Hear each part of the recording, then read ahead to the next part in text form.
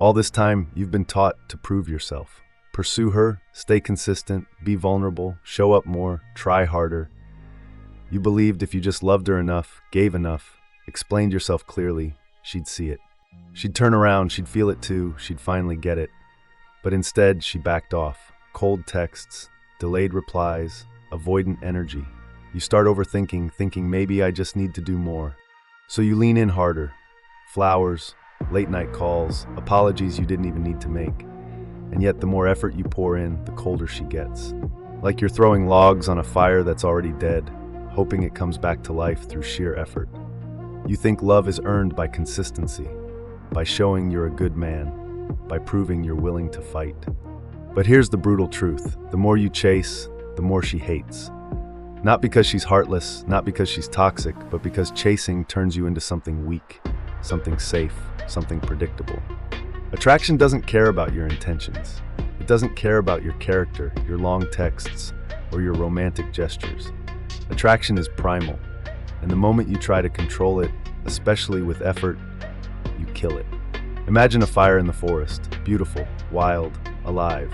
You think if you hug it, you'll feel its warmth more deeply. Instead, you smother it. That's what happens when you emotionally smother a woman who's already cooling off. You think she needs more proof. She actually needs space. You think she'll respect you for trying. She's quietly losing respect with every try. And you don't see it because the voice in your head keeps lying to you. This next text will fix it. This next talk will reset the vibe. She just needs to understand how much I care. No, she doesn't need to understand anything. You do. Let this sink in. She isn't turned off because you didn't do enough. She's turned off because you tried too hard. You became too available, too eager, too willing to trade your self-respect for her attention. And deep down you feel it. That sting when she leaves you on read. That sinking gut feeling when her replies are one word and 3 hours late. Your instincts are screaming the truth, but your conditioning, the lie society sold you, keeps telling you, good men never give up. Except real men don't beg. If she's not investing, you stop investing. Not to manipulate her, not to punish her, but because chasing someone who isn't choosing you back is an insult to yourself. Every ignored text is a mirror showing you where you lost your frame. You're not trying to get her back, you're trying to get your self-worth back. Because the truth is, when you chase her, you disappear. The man she once admired, the one who had ambition, mystery, boundaries, direction, that man gets swallowed up by a desperate, predictable shell. And once you become predictable, you become invisible. The women you're chasing today, they used to feel butterflies when they saw you. They used to wonder what you were thinking, who you were texting, where your mind wandered. Now they know. You gave it all away. You became accessible. You became safe. You became the guy she doesn't have to earn. And if there's one thing that kills desire, it's being taken for granted. So she stops respecting you because you stopped respecting yourself. Here's what brings the power back. Stop needing her. Let her feel the absence. Let her feel the silence. Let her wonder what happened to the guy who used to orbit her world. That distance, not anger, not pettiness, just pure absence, is what restarts attraction. She checks her phone and you're not there. She posts a story and you don't respond. Suddenly, she's not the prize. You are.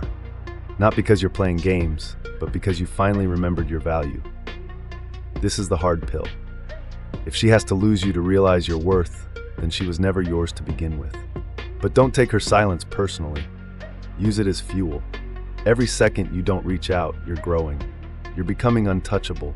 You're becoming the man who walks into the room and doesn't seek validation. He becomes the validation.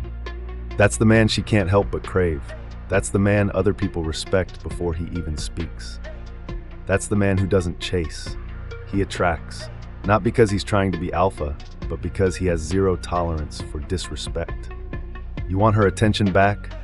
You want her to feel it again? Then stop trying. Withdraw completely. And do it from a place of power, not bitterness. Let her feel what life is like without your emotional investment. And maybe, just maybe, that absence will wake her up. Or maybe it won't. But either way, you win. Because in the process of walking away from her, you walk back toward yourself. The moment you stop chasing, everything shifts. Not because you played some reverse psychology trick, Not because she suddenly read a self-help book and realized your worth, but because desire doesn't bloom under pressure. It grows in mystery, in uncertainty, in strength. And when she no longer sees you bending over backwards for her, when she no longer senses that desperate neediness in your energy, something ancient clicks inside her. The same instinct that once drew her to you when you weren't even trying. That's the version of you she remembered. That's the version she's been quietly waiting to feel again. You were never meant to beg.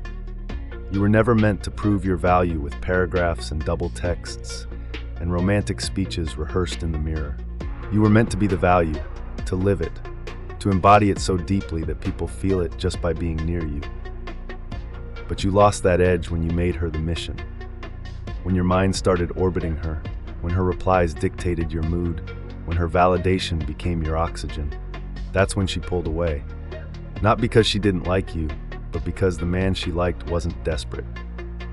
This is the harsh reality most men avoid. Women aren't wired to be drawn toward weakness. They might feel sorry for it. They might show sympathy.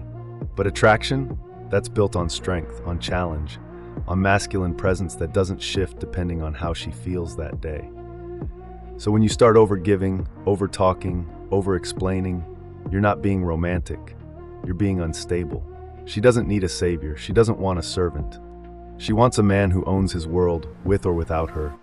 You keep thinking she'll come back if you show her how much you care, but that's your ego talking. That's your fear disguising itself as love. Real love doesn't chase, it doesn't beg. It doesn't wait around hoping for breadcrumbs. Real love stands tall. It says, if you can't see me, I'll walk where I am seen. But that kind of strength scares most men, because it means accepting the brutal possibility she might never come back. And guess what? That's okay. Because the man you become in the process of detaching is worth 10 times more than the fantasy of a woman who won't choose you. Let her sit in the silence. Let her feel your absence. Not your anger, not your resentment, but your complete and total emotional disconnection. Let her wonder why the man who once poured his heart out is now quiet, unfazed, unavailable. That confusion, that's where her curiosity starts. And if she ever reaches out again, you don't run toward it. You don't collapse into it like a starving man throwing scraps. You assess it. You measure it. Because a man who respects himself doesn't just accept attention, he evaluates intention. You're not here to be someone's backup plan. You're not here to be good enough after she's done chasing dopamine and chaos. You're here to build a life so grounded, so full, so magnetic, that any woman who steps into it knows she's got to rise to your level or leave. And if she's not rising, you don't chase. You ascend. This doesn't mean you stop caring. It means you stop giving your care where it's not returned. It means you stop investing where the energy is dead. You stop pouring water into a cracked pot, hoping it'll eventually hold. You move, you rebuild, you redirect. And you do it without announcing it, without posting quotes, without subtweets or passive-aggressive status updates. You just vanish. Emotionally, mentally, spiritually, until the only thing she can feel is the space you used to fill. And maybe she'll come back, or maybe she won't. But the man who reclaims his center doesn't wait for an outcome, he creates one. He becomes such a force that whether she circles back or not, his trajectory only goes higher. No more waiting, no more hoping, no more chasing, just presence, progress, and power. That's the energy. That's the man she never forgets. You know what women remember the most? It's not the gifts, not the compliments, not the promises you made when you were desperate to keep her. What sticks with them, what haunts them when they're lying awake at night, is the shift. That silent, unexplained transformation where you go from full access to absolute distance, from always available to gone. It doesn't hit right away. At first, she thinks it's a game. She thinks you're sulking, licking your wounds, and that eventually you'll break, you'll return, tail between your legs. But when you don't, when the silence grows longer, when you don't orbit her stories, or watch her reels, or reply to her baiting texts with even an ounce of emotional engagement, that's when it hits her. Because the man she used to have wrapped around her finger, he's not there anymore. And you didn't just disappear from her phone, you disappeared from her control. That power she once had over you, the ability to spark a reply, stir emotion, control your thoughts with a 5-word text. That power is gone. And now she has to sit with something she never expected. The realization that she's no longer the one being chased. And that's terrifying to her ego. Because when a woman is used to being chased, when she's used to emotional control over men, your silence is the one thing she can't handle. That mystery starts to eat at her. Who is he with? Why hasn't he reached out? Did I push him too far? Was I wrong? And that's when the shift begins. Not because you manipulated her, but because you finally respected yourself enough to stop playing the game. You start showing up differently, not louder, not angrier, just sharper, more focused. You're in the gym, you're handling your business, you're not sharing everything online. Your energy tightens, your attention becomes selective, and people feel it. Women feel it. Even the ones who don't know you well can sense the shift in your energy. Because masculine energy, when it's not chasing, becomes magnetic. It pulls, it doesn't push, it doesn't beg. It radiates strength without needing to explain itself. And here's the twist. When you stop chasing her, she'll test you. She'll send random messages, maybe a selfie, a just thinking of you, some passive breadcrumb to see if you'll take the bait. If you respond with excitement, she'll know she still owns you. Game over. But if you respond like a man who has options, who isn't waiting, who doesn't even flinch, that's when the real game begins. Because now, she's not sure where she stands. And uncertainty, when paired with presence, reignites attraction. But don't mistake this for a performance. Don't fake your strength just to get her back. That's not power, that's acting. And women are predators when it comes to sniffing out weakness behind the mask. This shift has to be real. You have to be so locked into your mission, your discipline, your growth, that even if she came back today, you'd think twice. Not because you're bitter, but because the man you're becoming doesn't hand out second chances like candy. The truth is, most of you don't want her. You want the feeling she used to give you, the validation, the comfort, the illusion that you were chosen. But if you have to chase someone to be chosen, you were never truly picked. You were convenient, and convenience is disposable. But when you stop chasing, when you rise, when you rebuild without her applause, you stop being disposable. You become dangerous. Not in a violent way, in a focused way, in a way that makes people adjust their tone around you, in a way that women feel before you even speak. That's the energy that commands respect. That's the energy she can't forget. So now the question isn't, how do I get her back? The question is, how do I become the man who no longer needs to ask that? Because once you become that man, centered, grounded, unfazed, everything changes. She doesn't just want you, she has to earn you. And if she can't rise to that level, you won't even notice. You'll be too far gone, too focused, too aligned. That's the real win, not getting her attention, but no longer caring if you do. When a man stops chasing, he enters a different league. One where he's no longer playing defense, hoping, praying, calculating every word to win her over. No, he's playing offense. He's moving towards something bigger than her, bigger than romance. His mission, his growth, his dominion. That's where the real masculine energy lives. Not in charm, not in flowers, but in presence, in walking into a room like he belongs there and never needing to be validated for it. Women don't chase men who try to impress them. They chase men who impress themselves. And when you lock into that, she'll feel it in ways she can't even explain. She'll think about you when she's with someone else, not because of what you did, but because of what you became. That silent strength, that emotional discipline, that masculine energy that doesn't beg, doesn't flinch, doesn't fold, it haunts her. Because now, she's not comparing you to other guys, she's comparing them to you. And that's a war those men can't win, because they didn't go through the fire you did. They didn't lose her, they didn't rebuild without her, they didn't transform, you did. You see, the man who chases is always behind. He's reacting. He's operating from lack, from fear, from the desperate need to prove. But the man who withdraws, who focuses inward, who rises regardless of her presence, he's ahead, he's leading. And when you lead, she follows. It's biological, it's spiritual, it's undeniable. But most men are too scared to stop chasing because they're terrified of what they'll find in the silence, the emptiness, the heartbreak.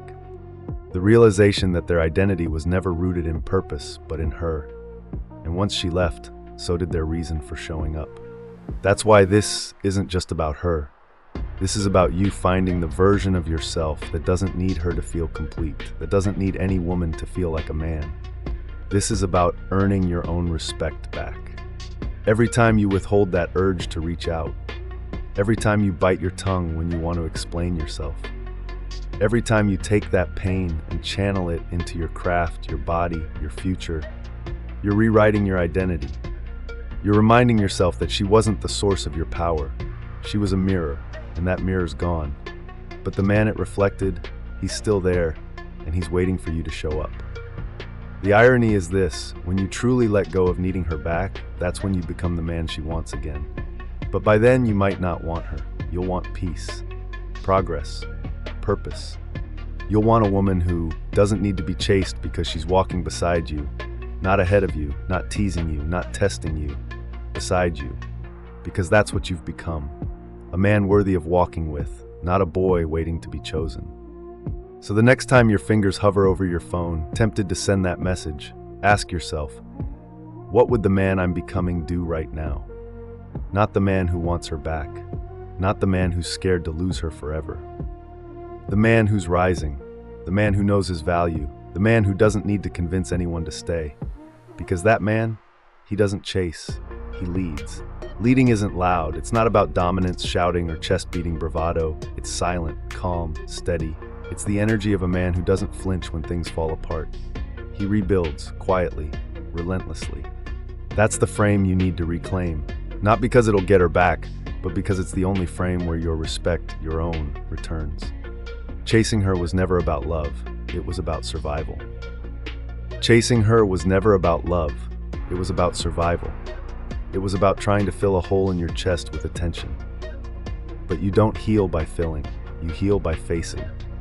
And when you finally sit in silence long enough to confront what you've been running from, something primal happens. You stop craving her presence. You start commanding your own. This is where 99% of men fail. They think growth is reading a book, hitting the gym twice, then waiting for a text. But that's still chasing. Chasing her reaction, chasing her validation. Real growth, it's when you stop watching the door she walked out of and start building a door of your own. Not to block her out, but to let better in. To raise your standards so high that the woman you once begged for now has to climb to your level or be forgotten. That's not arrogance, that's evolution. And don't be fooled, this evolution doesn't happen in public. It happens in your solitude, in the workouts where no one's watching, in the late nights where you choose discipline over distraction, in the quiet mornings when you stop scrolling and start thinking. That's where your edge sharpens, so that by the time she looks back, it's not even about her anymore. You're not trying to prove anything, you're already gone. She'll sense it before she sees it. The change in your posture, the tone in your voice, the way your words land without desperation. And if she's smart, she'll feel the loss. But that's no longer your concern. Your concern is the man you bring to the mirror every morning. Can you respect him?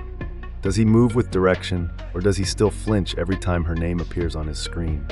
Because that's the final test. Not when she leaves, but when she returns.